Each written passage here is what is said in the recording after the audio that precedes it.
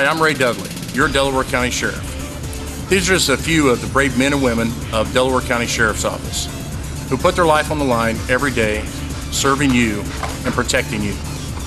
Please join us in the upcoming season of Delaware County Sheriff's Show.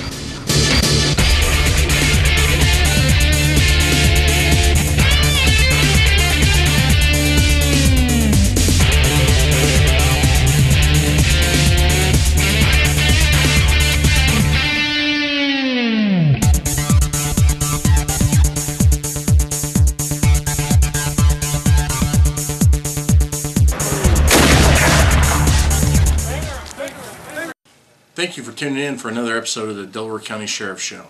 As you well know, here in Delaware County, criminal number one for us is drug dealers. This episode, you're going to see what happens if you deal drugs in Delaware County. Alright, we're staying put. How far is it?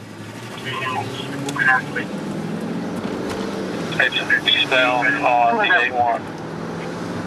Alright, so what we're doing is we're doing a controlled drug purchase, utilizing an undercover deputy. It's kind of moving pretty fast. The dealer's not wanting to wait for us, so we're trying to hurry up. We got several undercover cops following him, so hopefully he'll still meet us.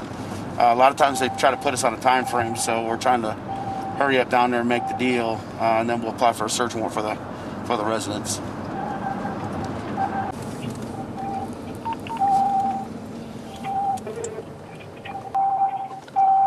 Okay, our undercover deputy has made it to the scene and trying to get a hold of the dealer now, so we'll see if he's left or if he's still here.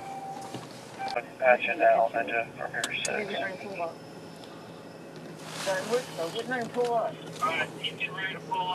Got vision on a black SUV, Ninja, coming up to your 6 right now. Coming up.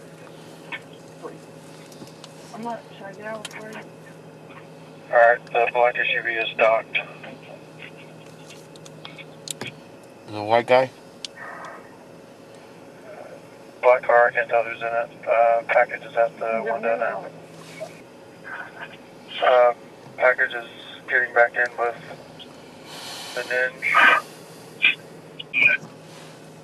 Okay, so the dealer showed back up at the residence and sold to the undercover individual. So now we'll go back and collect all the evidence and another hand-to-hand right now. Apply for a search warrant on the house, and we'll blow it up tonight with SWAT. Okay, we're out on if you're clear or not. She said he's got about 3 grams sitting on his lap right now. Okay. Give me to do a little swoop by and grab it off his lap. The undercover deputy is advising that the dealer has about 3 grams sitting on his lap right now. So here comes the situation where we got to make a decision on. We can stop this truck that's leaving now. He just bought 2. If we hit him now, we might miss a larger product later. And do you let the 3 grams go right now to get the bigger amount later? This is the fine line you got to decide on narcotics, on what decision to make. Because if you stop them now, they could move the product out of the house, out of the suspect's house, and it's a tough call to make. Okay, she was the driver, so I don't know how she got in there, but she was the driver, target was the passenger, the deal went off the target. Okay, it was only occupied once when it left here, so I don't know if they went over to the 18th Street and picked them up and then dropped the other person off. All right, so now here's a situation where we have a couple dealing drugs together. So, Do you want us to see if the couple with children, and so we have purchased off of the male subject, and now we have another controlled purchase off the girlfriend. So they'll both have dealing charges now. There now. So you're not behind the vehicle? No, we're not behind the vehicle. Okay. So you're just going to go to... went northbound. We were facing southbound. We watched them do another hand-to-hand with a guy in a old white Chevy step-side pickup truck right after our package left. He pulled it right where they were at. Okay. So you're headed over there to see if the vehicle showed back up at the house? Right. That's where we're heading now. Okay. All right. All right. I'll wait now. Here's a situation where we don't have enough guys. We got we got to keep control of the package. I can't be involved because of the vehicle that I drive, and we have another detective being pulled out of investigations to help us with the drug investigation. So you do what you can with the amount of power that people that you got, but we're spread thin on this one. Yeah, go ahead for Ramrod. Right, it's not at this house yet, so we're gonna sit in this parking lot for a second and see if it comes by. Okay.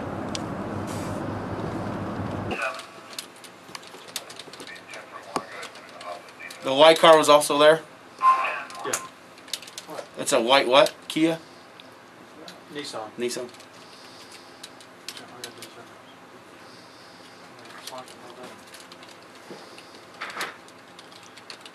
Really?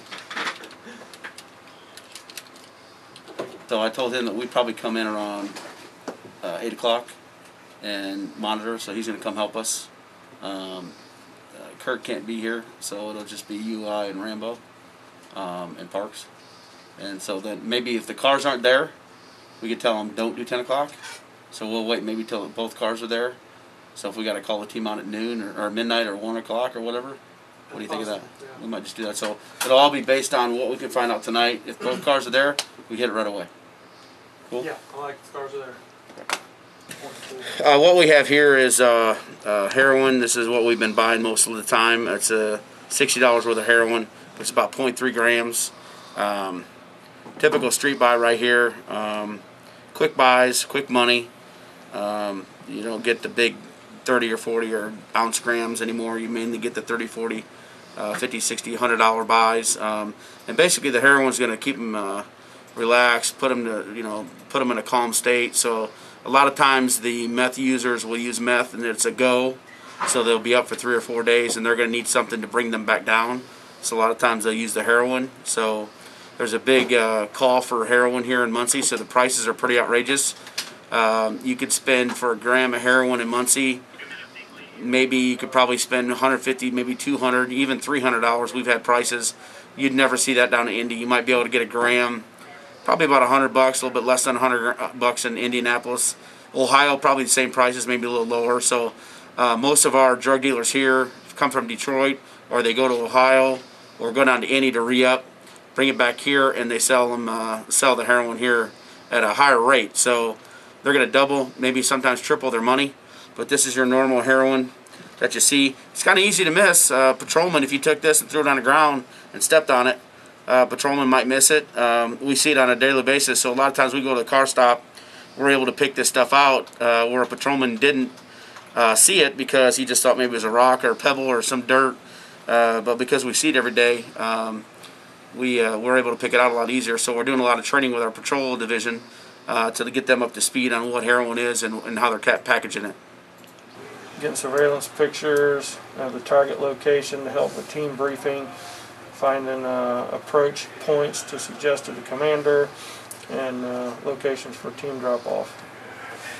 Windows, doors, etc., so they can have a clear view of the outside of the house. When I'm possibly able to get interior layout and floor prints, it's helpful too.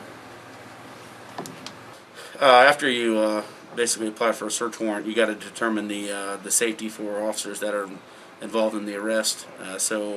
What we do is we do a criminal background check on our suspects. In this case, we'll have 4 suspects for sure. You never know what you're going to get into the house. So what you want to do is you make sure that you do your background checks on the people that you're doing the investigation on. So at this time, what we did was did a background check on our suspects, and we've ran into numerous felony charges from trafficking, weapons charges, controlled substance, selling controlled substances. We got armed robbery, burglary, trafficking drugs, burglary, fleeing, battery on police officers, lots and lots of weapons charges, and lots of drug charges. Some of these guys have done some criminal time, so when you're dealing with those people that have already done prison time, a lot of times they're not wanting to go back.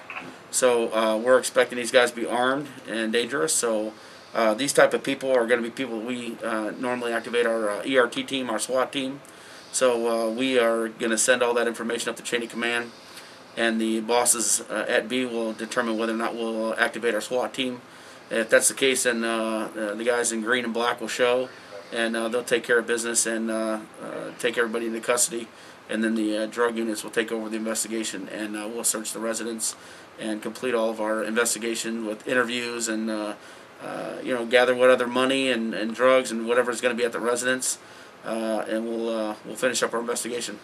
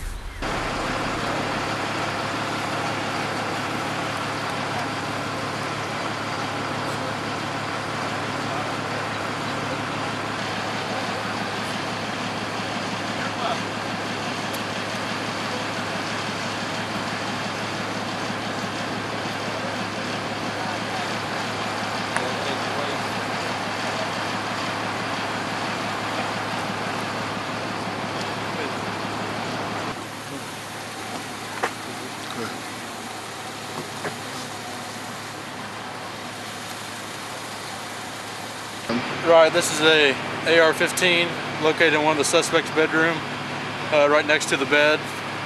It's fully loaded, 30 rounds, 223. So we're gonna confiscate this and test it for fingerprints and log it into evidence. So recap on the SWAT hit today. We did several undercover buys during the week.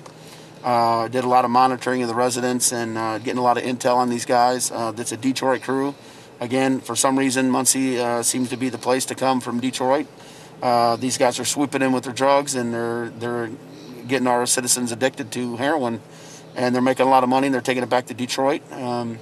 So we did a criminal history checks on these guys. When I was typing the search warrant, once you get a warrant, you got to determine whether or not you're going to use the SWAT team.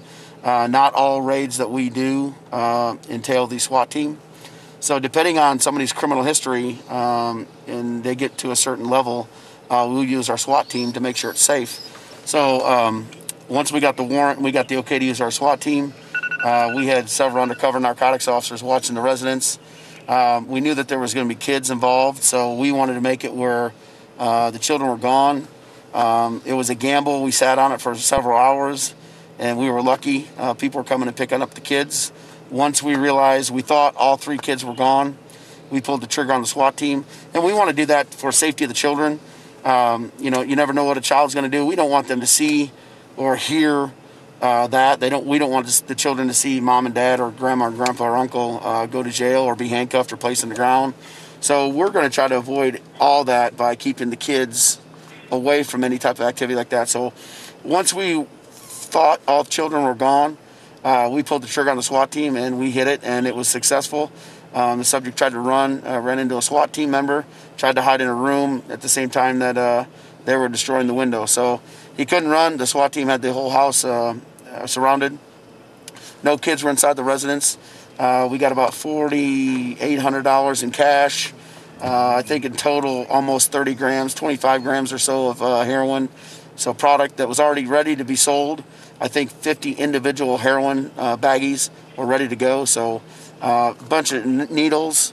And we have also located a rifle inside that was stolen from Muncie. And then there was another handgun in there.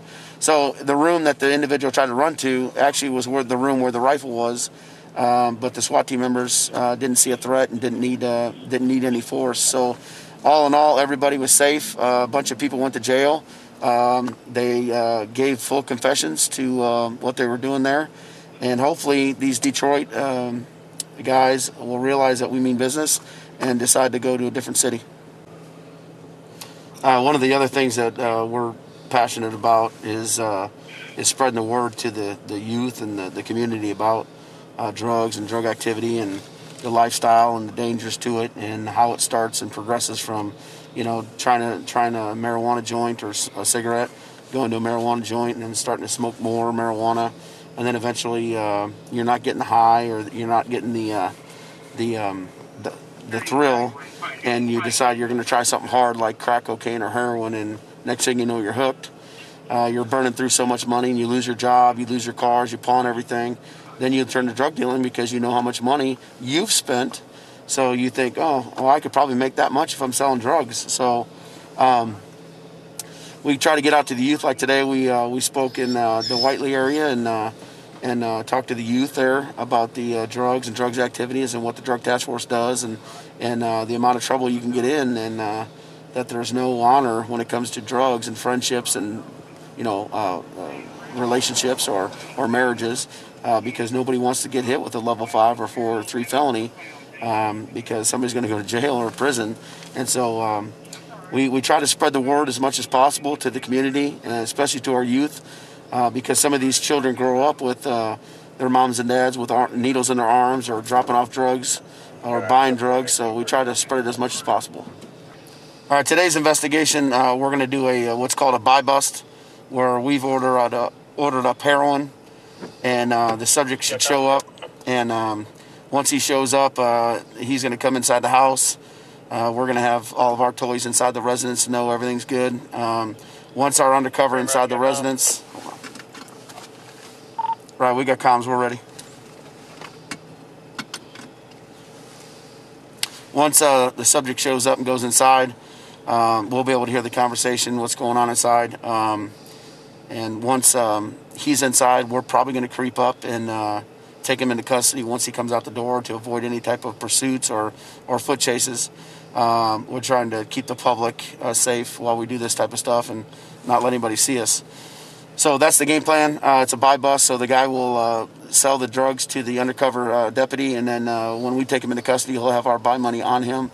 So again, it shows the prosecutor's office that he received money, and everything should be on video and audio inside the residence. So it should be an easy buy. Hopefully things go safely. This will be our second buy from this guy. So we already have probable cause for his arrest. So we're going to attempt to see if he's still drug dealing and put 2 felonies on him for better prosecution. It's because a lot of these guys want to say, well, I've only done it once in my life. So when we come in and say, well, we bought off of you twice, it's a little harder to fight that. Everybody else. Yeah, hillbilly, keep that off. You think he's coming from where he rode the bike last time? It's possible, because he doesn't think that he's with the female, but he's not guaranteed. I'll look and see if I can get some history in the computer and see if we can get a, oh, you said it was a cousin, right? Yeah, a few different people over there in that same area. All right, I'll look in to see what kind of contacts he's got.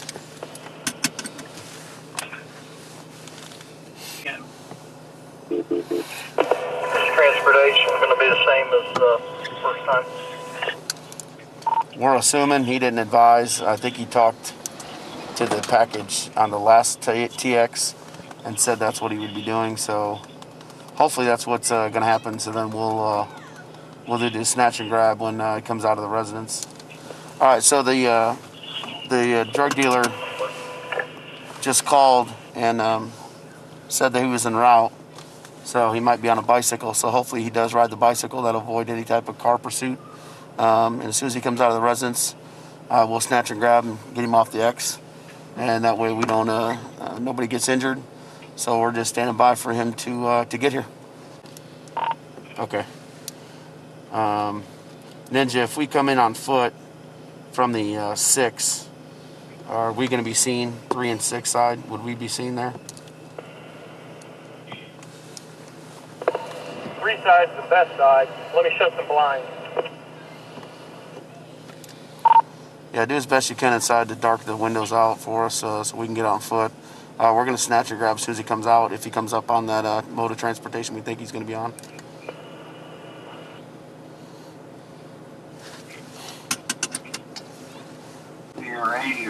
All right, so right now we're in the middle of our first investigation, and this is going to stem off into some other investigations.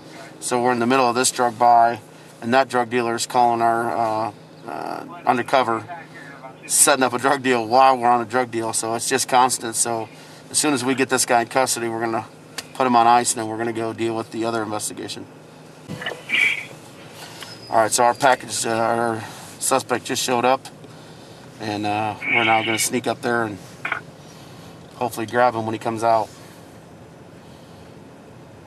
Okay to move up? Uniform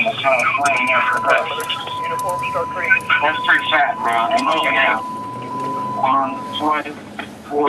You ain't got to go fly. I got 3 boots. All right, bro. I ain't got time.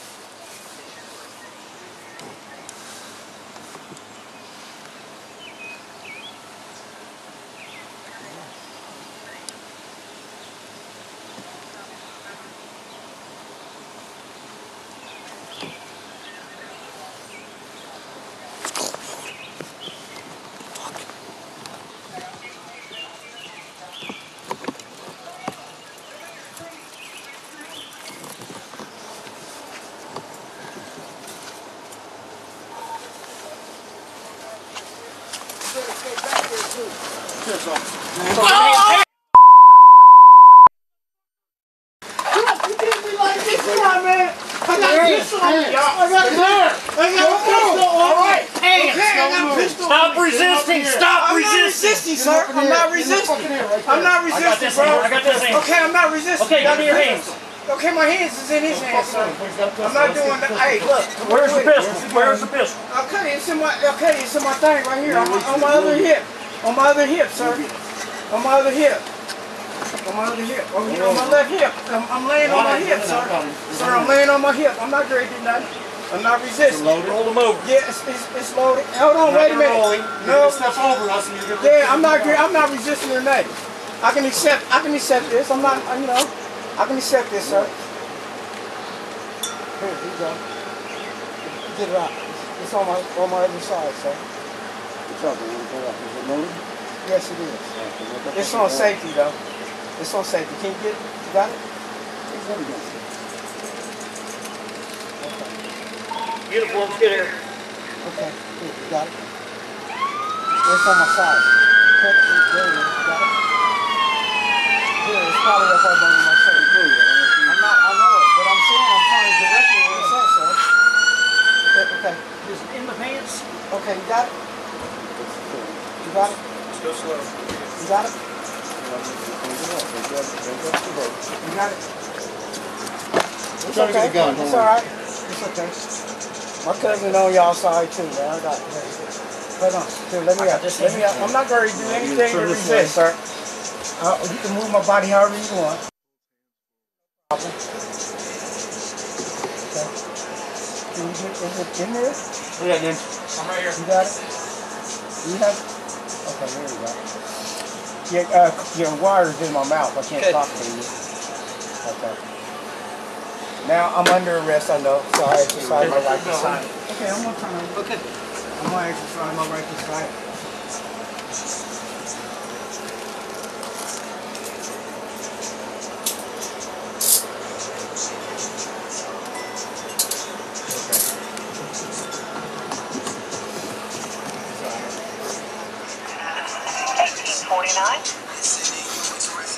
I don't have anything else, no weapons. I got a beer can in my pocket, okay? And I have you guys do my money in my pocket. So let's go. Take it to jail.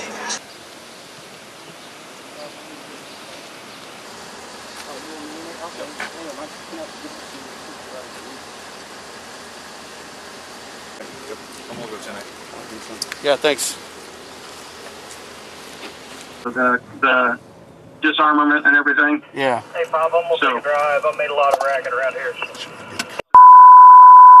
Because everything was great. So Okay. Yeah. Let's let Wright do a drive-by first. We're gonna only be limited on the amount of people we got here. So, you think she's gonna come in a car?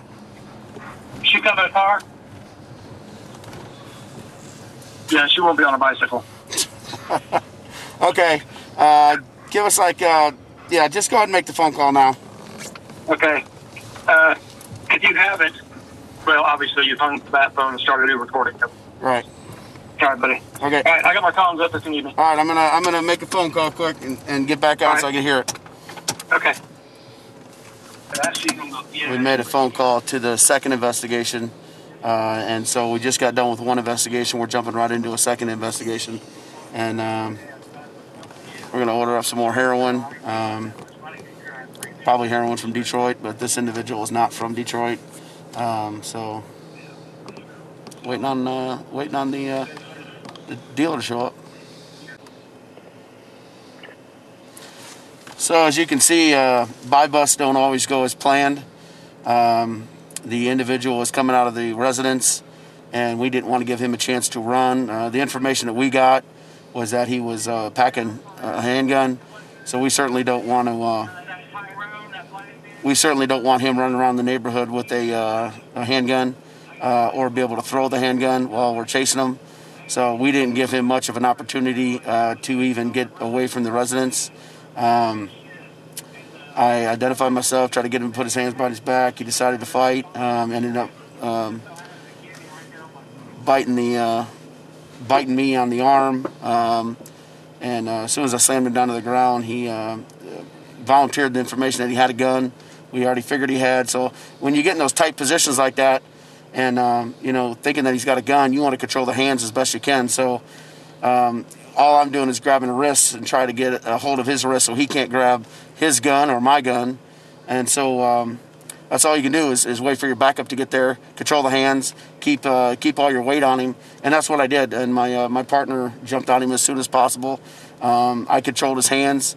You can see we took our time trying to get the gun. We didn't want the gun to go off accidentally on one of us or him. Hey, Ramrod, right? Can you text my cell when you get a second? Yep, give me a minute.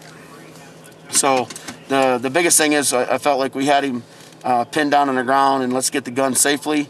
Unfortunately, the gun had fallen out of the holster in his pants and fell back behind him. So again, the deputy that was backing me up couldn't get the gun, so he had to keep a hold of him, and so I was able to get the gun and get it to another partner that was assisting. So those are buy busts. They go real quick. You got to go with the flow of the way it goes. And so this time, everybody ended up being okay. The individual had drugs on him. You don't have comms, do you? Yeah, I do. So this investigation here is going to be another buy bust. Same situation. We have not heard this individual carries any weapons, but we're going to treat this individual as if they have weapons. We're going to try to avoid again another foot chase, or we believe this individual is going to show up in a vehicle. So we want to avoid any type of vehicle pursuit as well. So hopefully this one goes a little bit smoother and doesn't have any handguns on them. Okay, so the target has arrived at the residence, and now our undercover's inside trying to work the magic and make the deal go. So as soon as the undercover gets the package, gets the product, we're going to get the takedown command, and we're going to take him down. She's outside.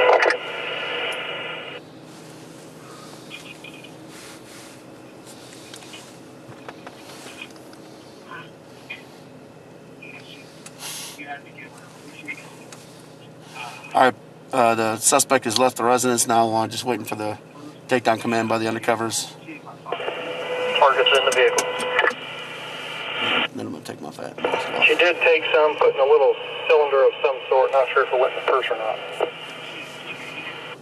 All right, so the Okay, we're mobile, 12 bound. the suspect is taking some of the product, so most likely we're going to get possession as well.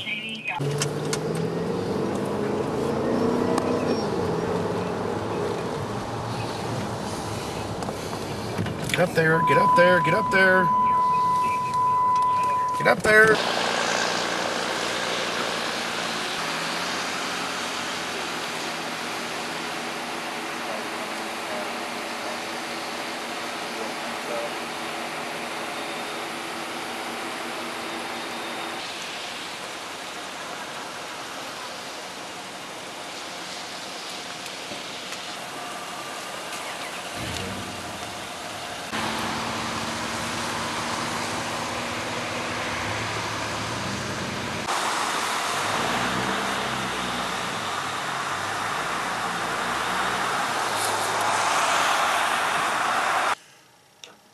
I hope you enjoyed this episode of the Delaware County Sheriff's Show. And once again, if you want to report a crime in your area or to report someone who you think may be dealing drugs, please visit our website at www.delawarecountysheriffsoffice.org. Call our office at area code 765-747-7885. Thank you again.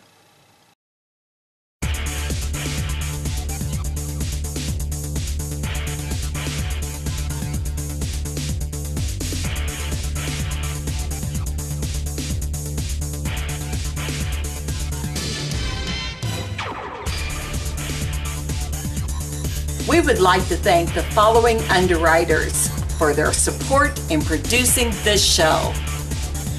Hometown Outdoor Advertising. Put your business up for everyone to see. 288-9000. Pizza King. Good to the very edge. Several locations throughout Muncie. Puerto Vallarta Family Mexican Restaurants, located at 508 South Killaton Avenue. 288-5825. Parson Mortuary Incorporated, 801 West Adams Street in Muncie, 747-1100. Muncie Sanitary District, since 1965. Located at 300 North High Street, 747-4863. McGalliard Guns & More, 288-GUNS, located at 800 West McGalliard. Northwest Towing and Recovery Incorporated. 2 locations to serve you better. Muncie, Indiana, 288-4456 or Anderson, 643-3333. C.S. Kern, one source, one partner, 3401 South Hamilton Avenue in Muncie, 289-8600.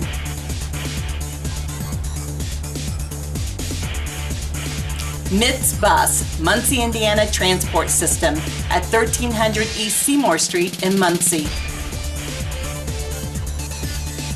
Broadway Motors Incorporated, 2775 Martin Luther King Jr. Boulevard, Muncie, Indiana, 284-4800. Versatile Metalworks, LLC at 1403 Liberty Avenue, P.O. Box 2487, Muncie, Indiana, 288-8960. Also, Advanced Carpet Care, Tim Clevenger Heating and Cooling, Remax Real Estate Groups, Tom Cherry Mufflers, The Barn Lot, and Abbott's Body Shop.